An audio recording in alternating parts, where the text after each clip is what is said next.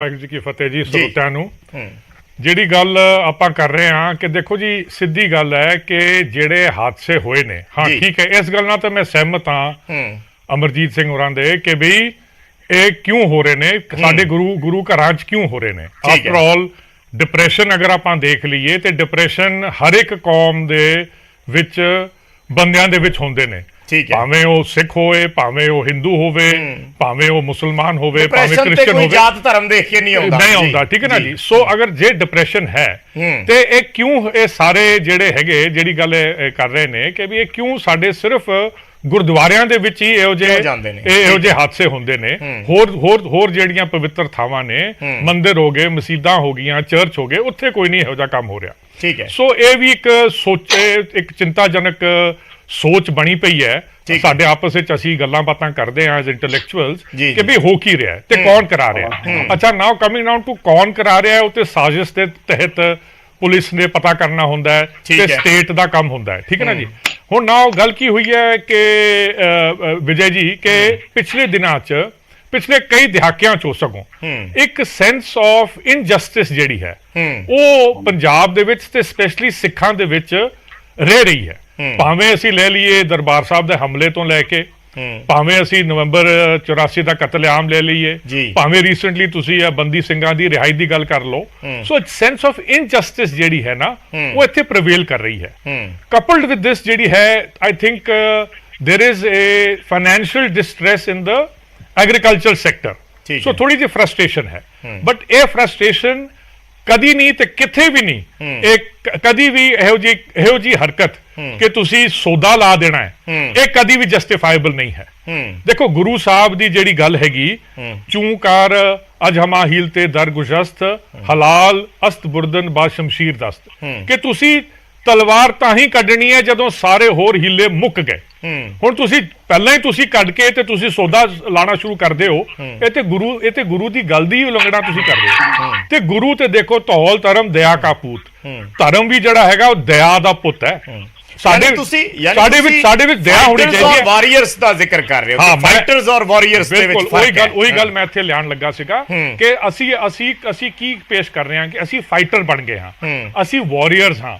ਤੇ ਵਾਰੀਅਰ ਦਾ ਕੰਮ ਜਿਹੜਾ ਹੈਗਾ, warrior is trained not to fight. ਇਹ ਸਮਝ ਲਓ ਗੱਲ, ਉਹ ਸਿਰਫ ਫਾਈਟ ਕਰੇਗਾ ਜਾਂ ਆਪਣੀ ਤਲਵਾਰ ਕੱਢੇਗਾ ਅਖੀਰੀ ਆ ਕੇ, ਮਤਲਬ ਉਹ ਪੂਰੀ ਆਪਣੀ ਕੋਸ਼ਿਸ਼ ਕਰੇਗਾ ਕਿ ਵੀ ਮੈਂ ਲੜਾਈ ਨਾ ਕਰਾਂ। ਠੀਕ ਹੈ। ਇਹ ਗੁਰੂ ਸਾਹਿਬ ਦਾ ਵੀ ਸਾਨੂੰ ਸੰਦੇਸ਼ ਸੀਗਾ। ਠੀਕ ਹੈ ਨਾ। ਪਰ ਅਸੀਂ ਜਿੱਥੇ ਵੀ ਜਾ ਰਹੇ ਹਾਂ, ਅਸੀਂ ਸਿੱਧਾ ਹੀ ਕਰਕੇ ਜੀ ਇਹਨੂੰ ਕੁੱਟ ਦਿਓ, ਇਹਨੂੰ ਮਾਰ ਦਿਓ। ਠੀਕ ਹੈ, ਅਗਰ ਕੋਈ ਗਲਤੀ ਹੋਈ ਹੈ ਕਿਸੇ ਨਾਲ, ਤੁਸੀਂ 295 ਦਾ ਪਰਚਾ ਹੈਗਾ, ਤੁਸੀਂ ਉਹ ਦਰਜ ਕਰਾਓ। ਮੇਕ ਸ਼ੋਰ ਕਿ ਵੀ ਉਹ ਬੰਦੇ ਜਿਹੜੇ ਨੇ ਉਹ ਜੇਲਾਂ 'ਚ ਸੜਨ, ਉੱਥੇ ਉਹਨਾਂ ਨੂੰ ਤਕਲੀਫਾਂ ਹੋਣ, ਬਾਕੀ ਸੰਗਤ ਨੂੰ ਵੀ ਪਤਾ ਲੱਗੇ ਕਿ ਭਾਈ ਆਹ ਕੰਮ ਹੋ ਸਕਦਾ ਹੈ। ਹੁਣ ਤੁਸੀਂ ਕਹੋ ਕਿ ਨਹੀਂ, ਸੰਗਤ ਨੂੰ ਤਾਂ ਅਸੀਂ ਏਦਾਂ ਹੀ ਕਰਾਂਗੇ ਕਿ ਅਸੀਂ ਸੌਦਾ ਲਾ ਦਾਂਗੇ ਤੇ ਫਿਰ ਦੇਖਾਂਗੇ ਕਿ ਵੀ ਕਿਹੜਾ ਇੱਥੇ ਆਉਂਦਾ ਹੈ ਤੇ ਕਿਹੜਾ ਨਹੀਂ ਕਰਦਾ। ਮੇਰਾ ਖਿਆਲ ਹੈ ਕਿ ਇਹ ਸਿੱਖੀ ਪਰੰਪਰਾਵਾਂ ਤੇ ਸਿੱਖੀ ਸਿਧਾਂਤ ਦੇ ਬਿਲਕੁਲ ਉਲਟ ਹੈ। ਠੀਕ ਹੈ। ਚਲੋ, ਮੈਂ ਦਾਦੂਵਾਲ ਸਾਹਿਬ ਵੀ ਬੈਠੇ ਨੇ, ਮੈਂ ਦਾਦੂਵਾਲ ਸਾਹਿਬ ਤੋਂ ਇੱਕ ਰਿਐਕਸ਼ਨ ਲੈ ਲਾਂ, ਫਿਰ ਨਿਆਬੀਆ ਸਾਹਿਬ ਕੋਲੇ ਜਾਣਾ। ਔਰ ਮੈਂ ਕੋਸ਼ਿਸ਼ ਕਰੂੰਗਾ ਕਿ ਆਪਾਂ ਗੱਲ ਥੋੜੀ ਛੋਟੀ ਰੱਖੀਏ ਕਿਉਂਕਿ ਕਾਫੀ ਸਾਰੇ ਪੁਆਇੰਟਸ ਨੇ ਜਿਹੜੇ ਡਿਸਕਸ ਕਰਨ ਵਾਲੇ ਨੇ। ਦਾਦੂਵਾਲ ਸਾਹਿਬ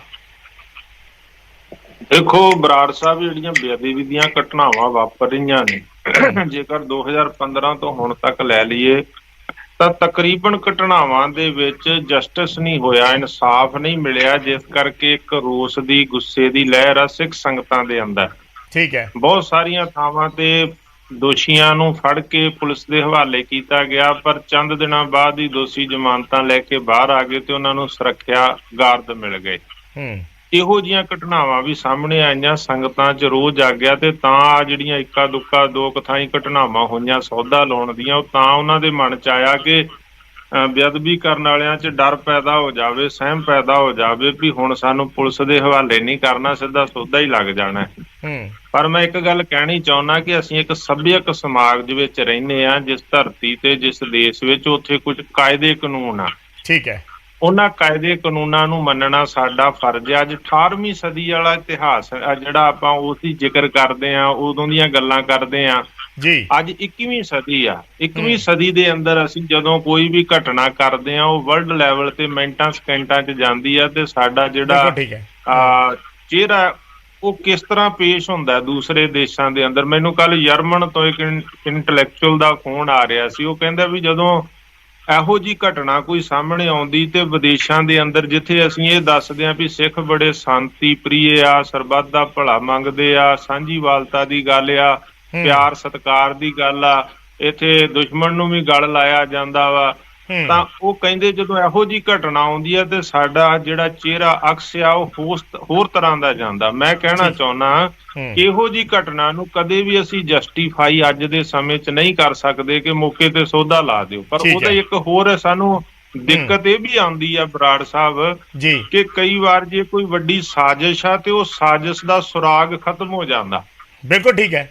ਉਸ ਵੇਲੇ ਜਦੋਂ ਇਹੋ ਜੀ ਘਟਨਾ ਕਰ ਦਿੰਦੇ ਆ, ਉਹਦੀ ਪਿਛਲੀ ਫਿਰ ਸਾਜ਼ਿਸ਼ ਜਦੋਂ ਮੌਕੇ ਤੇ ਦੋਸ਼ੀ ਦਾ ਅੰਤ ਕਰਤਾ, ਫਿਰ ਪਤਾ ਕੀ ਚੱਲਣਾ ਵੀ ਉਹਦੇ ਪਿੱਛੇ ਕੀ ਸੀ। ਦਰਬਾਰ ਸਾਹਿਬ ਦੇ ਵਿੱਚ ਗੈਲਰੀ ਟੱਪ ਕੇ ਦੋਸ਼ੀ ਦਾਖਲ ਹੋਇਆ, ਸੰਗਤਾਂ ਜ਼ਰੂਰ ਚੱਲਿਆ ਸੀ, ਮੌਕੇ ਤੇ ਸੌਦਾ ਲੱਗ ਗਿਆ, ਸੁਰਾਗ ਨਿਕਲਿਆ ਹੀ ਨਹੀਂ ਕਿ ਕਾਰਨ ਕੌਣ ਸੀ। ਪਰ ਦੂਸਰੇ ਪਾਸੇ ਤਾਂ ਹੋਇਆ ਕਿ ਜਿਹੜੇ ਸੁਰਾਗ ਨਿਕਲੇ 2015 ਵਾਲੀ ਘਟਨਾ ਦਾ ਸੁਰਾਗ ਨਿਕਲਿਆ ਕਿ ਮੁੱਖ ਸਾਜ਼ਿਸ਼ ਘਾੜਾ ਡੇਰਾ ਮੁਖੀ ਗੁਰਮੀਤ ਰਾਮ ਰਹੀਮ ਆ। ਪੁਲਿਸ ਨੇ ਚਲਾਨ ਪੇਸ਼ ਕੀਤਾ ਕੋਰਟ ਵਿੱਚ ਕਿ ਉਹਦੇ ਪੈਰੋਕਾਰ ਆ ਤੇ ਸਾਜ਼ਿਸ਼ ਡੇਰੇ 'ਚ ਘੜੀ ਗਈ। ਤੇ ਅੱਜ ਤੱਕ ਉਸ ਡੇਰਾ ਮੁਖੀ ਨੂੰ ਪੰਜਾਬ ਵਿੱਚ ਪ੍ਰੋਡਕਸ਼ਨ ਵਾਰੰਟ, ਉਹ ਜੇਲ੍ਹ ਵਿੱਚ ਆ, ਪ੍ਰੋਡਕਸ਼ਨ ਵਾਰੰਟ ਤੇ ਨਹੀਂ ਲਿਆ ਸਕੀ ਕੋਈ ਵੀ ਸਰਕਾਰ। ਜਦੋਂ ਸਰਕਾਰ ਨੇ ਲਿਆਉਣ ਦਾ ਮਾੜਾ ਮੋਟਾ ਕਿਸੇ ਨੇ ਯਤਨ ਕੀਤਾ ਤੇ ਵਿਚਾਲੇ ਕੋਰਟ ਖੜ ਗਈ, ਅਦਾਲਤ ਖੜ ਗਈ ਵਿਚਾਲੇ ਕਿ ਜਿਹੜੀ ਪੁੱਛਗਿੱਛ ਕਰਨੀ ਹੈ ਇੱਥੇ ਜੇਲ੍ਹ 'ਚ ਹੀ ਕਰ ਲਓ ਭਾਈ। ਹੁਣ ਤੁਹਾਨੂੰ ਪਤਾ ਵੀ ਜੇਲ੍ਹ ਦੇ ਵਿੱਚ ਏਡੇ ਸੇਫ ਥਾਂ ਤੇ ਕਦੋਂ ਦੋਸ਼ੀ ਦੋਸ਼ ਮੰਨਦਾ? ਉਹਨੂੰ ਤਾਂ ਜਦੋਂ ਡਰ ਹੋਊ, ਭੈ ਪੈਦਾ ਹੋਊ ਕਿਸੇ ਸੀਏ ਸਟਾਫ 'ਚ, ਕਿਸੇ ਪੁਲਿਸ ਥਾਣੇ ਦੇ ਵਿੱਚ, ਤਾਂ ਫਿਰ ਉਹ ਸਾਰੀ ਗੱਲ ਜਿਹੜੀ ਆ ਉਹ ਸਾਹਮਣੇ ਰੱਖੂਗਾ।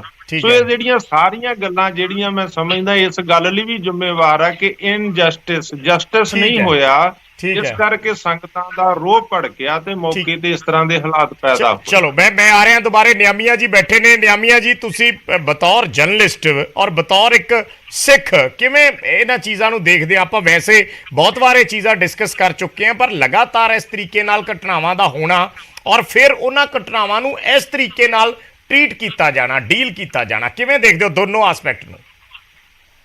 ਬਰਾੜ ਸਾਹਿਬ, ਮੇਰਾ ਇਹ ਮੰਨਣਾ ਹੈ ਨਿੱਜੀ ਤੌਰ ਤੇ ਕਿ ਦੁਨੀਆ ਦੇ ਕਿਸੇ ਕੋਨੇ ਵਿੱਚ ਵੀ ਕਿਸੇ ਵੀ ਵਿਅਕਤੀ ਦਾ ਜਿਹੜਾ ਧਰਮ ਹੈ ਨਾ ਜੀ, ਉਹਦੇ ਪ੍ਰਤੀ ਉਹਦਾ ਜਿਹੜਾ ਰਵੱਈਆ ਹੈ ਜਾਂ ਜਿਹੜਾ ਅਕੀਦਾ ਹੈ ਬਹੁਤ ਜ਼ਿਆਦਾ ਸੰਵੇਦਨਸ਼ੀਲ ਹੁੰਦਾ।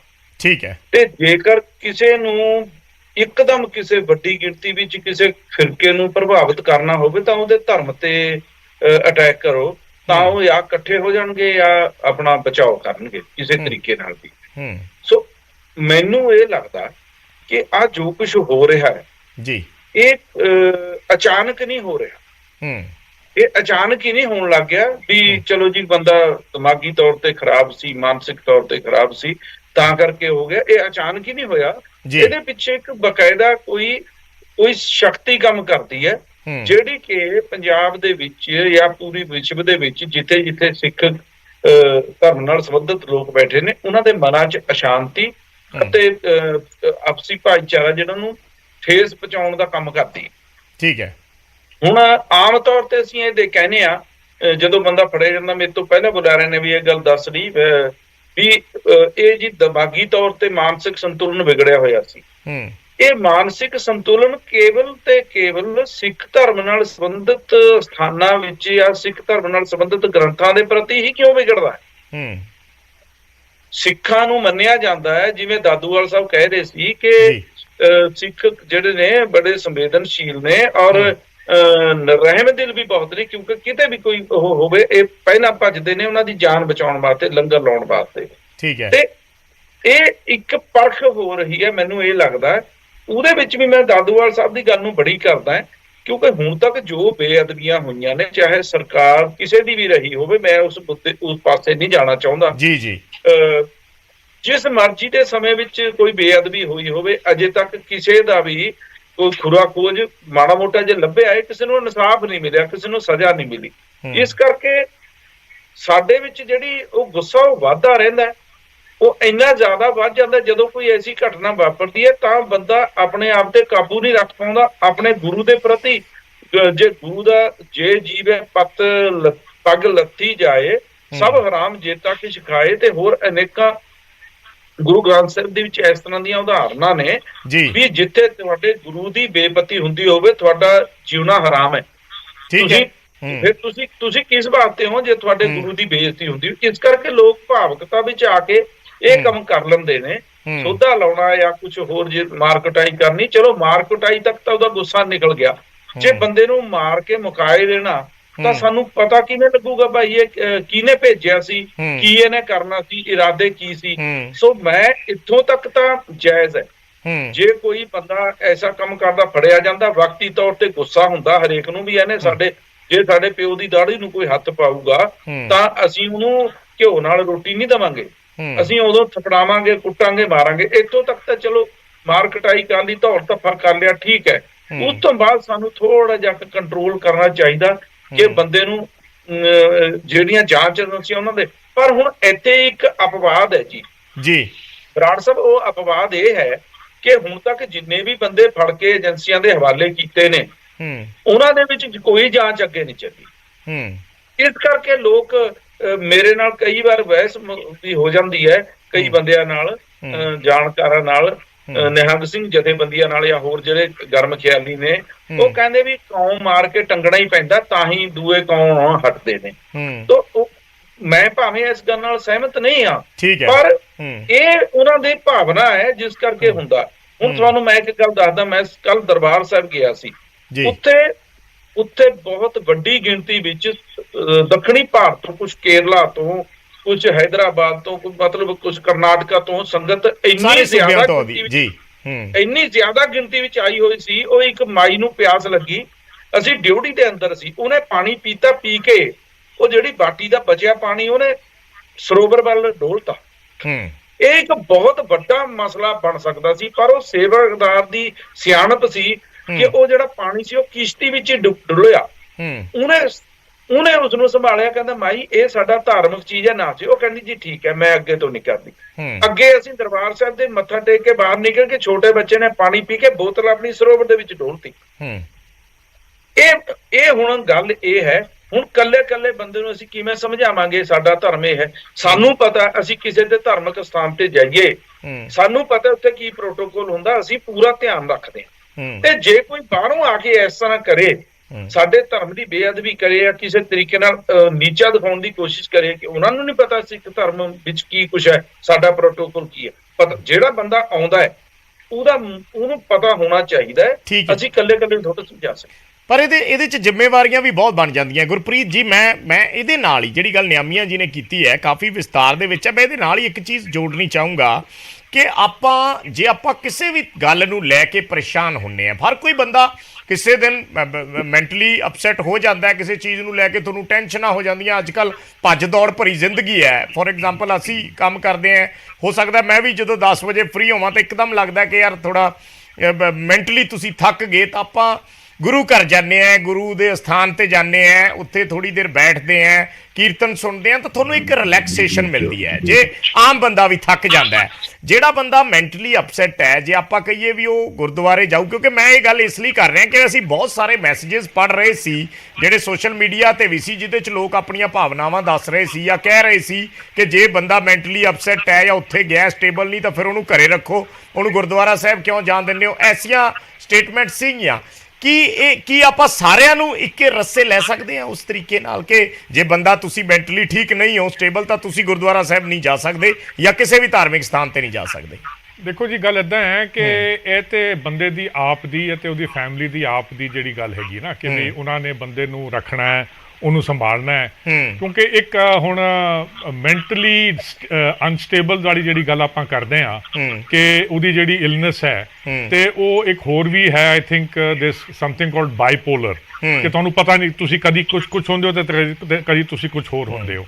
ਉਹ ਸਾਰੀ ਚੀਜ਼ਾਂ ਆਈ ਅੰਡਰਸਟੈਂਡ ਕਿ ਹੁੰਦੀਆਂ ਨੇ, ਪਰ ਮੇਰਾ ਕਹਿਣ ਦਾ ਮਤਲਬ ਹੈ ਕਿ ਅਗਰ ਬੰਦਾ ਇਸ ਚੀਜ਼ ਦੀ ਆੜ ਲੈਣ ਦੀ ਕੋਸ਼ਿਸ਼ ਕੀਤੀ ਜਾਂਦੀ ਹੈ ਬਚਣ ਲਈ, ਇਹ ਵੀ ਦੇਖੋ, ਇਹ ਵੀ ਗੱਲ ਜਿਹੜੀ ਗੱਲ ਆਪਾਂ ਹੁਣ ਸਾਰੇ ਕਰ ਰਹੇ ਹਾਂ, ਉਹ ਗੱਲ ਉਹੀ ਹੋ ਰਹੀ ਹੈ ਕਿ ਵੀ ਇੰਨੇ ਸਾਰੇ ਜਿਹੜੇ ਪਿੱਛੇ, ਚਲੋ ਇੰਨੇ ਸਾਰੇ ਤੇ ਨਹੀਂ ਮੈਂ ਕਹਾਂਗਾ, ਬਟ ਜਿੰਨੀਆਂ ਵੀ ਘਟਨਾਵਾਂ ਹੋਈਆਂ ਨੇ ਇਹੋ ਜੀਆਂ, ਤੇ ਉਹਦੇ ਵਿੱਚ ਜਿਹੜੇ ਬੰਦੇ ਸੋ ਕਾਲਡ ਮੈਂਟਲੀ ਅਨਸਟੇਬਲ ਸੀਗੇ, ਉਹਨਾਂ ਨੂੰ ਪੁਲਿਸ ਨੇ ਫੜ ਕੇ ਤੇ ਉਹਨਾਂ ਨੂੰ ਉਹਨਾਂ ਦੇ ਉੱਤੇ ਕਾਰਵਾਈ ਕੀਤੀ ਤੇ ਫਿਰ ਰਿਹਾ ਕਰਤਾ ਕਿ ਠੀਕ ਜੇ ਹੈ। ਮੈਂਟਲੀ ਅਨਸਟੇਬਲ ਸੀਗੇ। ਬਟ ਅਗਰ ਉਹ ਗੱਲ ਹੈਗੀ ਤੇ ਵਾਕਈ ਸਾਡੀ ਕੌਮ ਨੂੰ ਇਸ ਗੱਲ ਦੀ ਆਫ ਕੋਰਸ ਦੁਖਾਂਤ ਹੈਗਾ ਤੇ ਅਸੀਂ ਉਹਨਾਂ ਤੇ ਉੱਤੇ 295 ਦਾ ਦੇਰ ਆਰ ਅਦਰ ਮੀਨਸ ਆਪਾਂ ਕਿੱਦਾਂ ਲੋਕਾਂ ਨੂੰ ਮਤਲਬ ਇਸ ਪਾਸੇ ਤੁਰੰਤ ਤੋਂ ਹੀ ਆਪਾਂ ਪਹਿਲਾਂ ਹੀ ਉਹਨਾਂ ਨੂੰ ਗੁੰਮਰਾਹ ਕਰ ਦਈਏ, ਮਤਲਬ ਉਹਨਾਂ ਨੂੰ ਚੇਤਾਵਨੀ ਦੇ ਦਈਏ ਕਿ ਭਾਈ ਆਹ ਕੰਮ ਨਹੀਂ ਹੋ ਸਕਦਾ।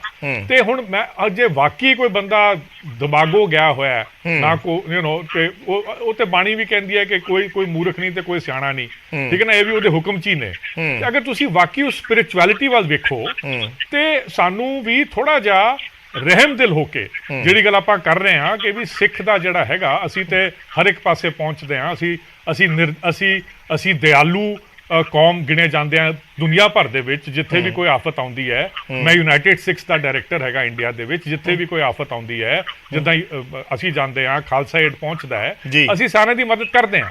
ਸੋ ਇਹ ਇੰਪ੍ਰੈਸ਼ਨ ਗਿਆ ਹੈ। ਸੋ ਅਸੀਂ ਉਸ ਇੰਪ੍ਰੈਸ਼ਨ ਨੂੰ ਰੱਖੀਏ। ਠੀਕ ਹੈ, ਸਾਡੇ ਸਾਰੇ ਦਿਲਾਂ ਨੂੰ ਸੱਟ ਵੀ ਪਹੁੰਚਦੀ ਹੈ ਜਦੋਂ ਅਸੀਂ ਇਹੋ ਜੀ ਬੇਅਦਬੀ ਅਸੀਂ ਜਿਹੜੇ ਵੇਖਦੇ ਹਾਂ। ਬਟ ਉਹਦੇ ਉੱਤੇ ਜਿਹੜੀ ਗੱਲ ਆਪਾਂ ਕੀਤੀ ਹੈ, ਠੀਕ ਹੈ, ਬੰਦੇ ਨੂੰ ਫੜ ਕੇ ਤੁਸੀਂ ਨਿਯਮਾਂ ਅਨੁਸਾਰ ਜਿਹੜਾ ਸਾਡਾ ਕਾਨੂੰਨ ਕਹਿੰਦਾ ਹੈ ਉਹਨੂੰ ਫੜਾਓ। ਤੇ ਮੈਂ ਇਹ ਵੀ ਅਰਜ਼ ਕਰਾਂਗਾ ਕਿ ਜਿਹੜਾ ਸਟੇਟ ਹੈ ਨਾ, ਸਟੇਟ ਦਾ ਫਰਜ਼ ਹੈ ਕਿ ਜਿੱਥੇ ਕੋਈ ਵੀ ਘਟਨਾ ਹੋਈ ਹੈ ਉਹਦੀ ਸਾਜ਼ਿਸ਼ ਵੱਲ ਜਾਣ, ਉਹਦੀ ਪੂਰੀ ਪੈਰਵਾਈ ਹੋਣੀ ਚਾਹੀਦੀ ਹੈ ਤਾਂ ਕਿ ਜਿਹੜਾ ਜਸਟਿਸ ਦਾ ਜਿਹੜਾ ਮਾਦਾ ਹੈ ਨਾ ਉਹ ਸਿੱਖ ਕੌਮ ਦੇ ਵਿੱਚ ਸਪਸ਼ਟ ਹੋ ਜਾਏ ਕਿ ਵੀ ਹਾਂ ਸਾਨੂੰ ਨਿਆਂ ਮਿਲ ਗਿਆ ਇਸ ਚੀਜ਼ ਦੇ ਉੱਤੇ। ਸੋ ਸਟੇਟ ਦੀ ਵੀ ਬੜੀ ਵੱਡੀ ਜ਼ਿੰਮੇਵਾਰੀ ਹੈ। ਚਾਵਲਾ ਸਾਹਿਬ ਬੈਠੇ ਨੇ। ਚਾਵਲਾ ਸਾਹਿਬ, ਐਸਜੀਪੀਸੀ ਨੂੰ ਲੈ ਕੇ ਵੀ ਬਹੁਤ ਸਾਰੀਆਂ ਐਸੀਆਂ ਜਿਹੜੀਆਂ ਨੇ ਜਿਵੇਂ ਕਹਿ ਰਹੇ ਨੇ ਕਿ ਡਿਮਾਂਡ ਹੈ ਜਾਂ ਇਸ ਤਰੀਕੇ ਦੀਆਂ ਐਕਸਪੈਕਟੇਸ਼ਨਸ ਨੇ, ਤਾਂ ਉਹ ਐਕਸਪੈਕਟੇਸ਼ਨ ਐਸਜੀਪੀਸੀ ਤੋਂ ਵੀ ਬਣ ਜਾਂਦੀਆਂ ਕਿ ਐਸਜੀਪੀਸੀ ਵੀ ਉਸ ਦੇ ਵਿੱਚ ਚਾਹੇ